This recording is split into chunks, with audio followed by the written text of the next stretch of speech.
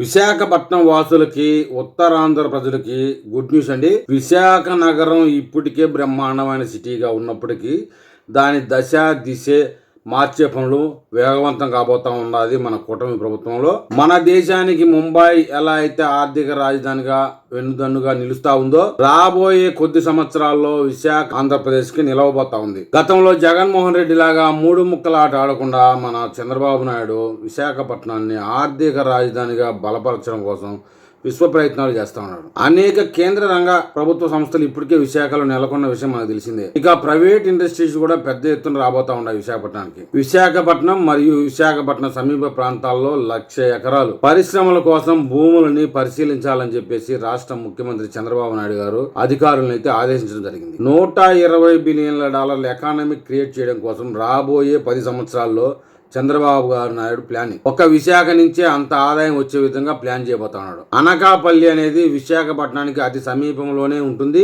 1,20,000 కోట్ల రూపాయల వ్యయంతో ఒక ప్రైవేటు ఉక్కు కర్మాగారం కూడా రాబోతా ఉందన్నట్టు సమాచారం. ఇక అనేక ప్రైవేట్ రంగ సంస్థలు కూడా విశాఖపట్నం పరిసర ప్రాంతాల్లో పెట్టుబడులు పెట్టడానికి అయితే ఆసక్తి చూపుతా ఉన్నట్టుగా సమాచారం. విశాఖపట్నంలో ఇప్పటికే మౌలిక సదుపాయాలు ఉన్నాయి, ఇంకా అభివృద్ధి చేస్తా కూడా ఉన్నారు. ఇక భోగాపురం ఎయిర్పోర్ట్ విషయానికి వస్తే ఒక సంవత్సర కాలంలోనే అక్కడ నుంచి విమానాల రాకపోకలు మొదలు కాబోతా ఉన్నాయన్నట్టు సమాచారం. అది కూడా అంతర్జాతీయ విమానాశ్రయంగా రూపుదిద్దుకోబోతుంది అన్నట్టు సమాచారం. భోగాపురం విమానాశ్రయం అంతర్జాతీయ విమానాశ్రయంగా అందుబాటులోకి వచ్చిన తరువాత విశాఖపట్నం నుంచి భోగాపురం వరకు, విశాఖపట్నం నుంచి అనకాపల్లి వరకు పెద్ద ఎత్తున పారిశ్రామిక కారిడార్ అయితే నిలవబోతా ఉంది. ఇక మూలపేట నుంచి కాకినాడ వరకు, పోర్టు వరకు బీచ్ కారిడార్ అనేది అభివృద్ధి చేయడానికి సన్నాహాలు సిద్ధమవుతా ఉన్నాయి. అది అనుకూలమైన తర్వాత 2 పోర్టులు అనుసంధానం అవుతాయనే విశేషం కూడా చెప్తా ఉన్నారు. రాబోయే రోజుల్లో విశాఖపట్నంలో 1,20,000 కోట్ల రూపాయల వ్యయంతో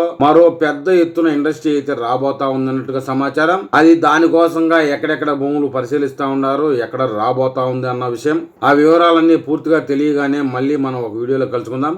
నా వీడియో మీకు చేరాలంటే నా ఛానల్ సబ్స్క్రైబ్ చేయండి, లైక్ చేయండి. మీరు ఏదైనా తెలపాలనుకుంటే కామెంట్ రూపంలో తెలపండి.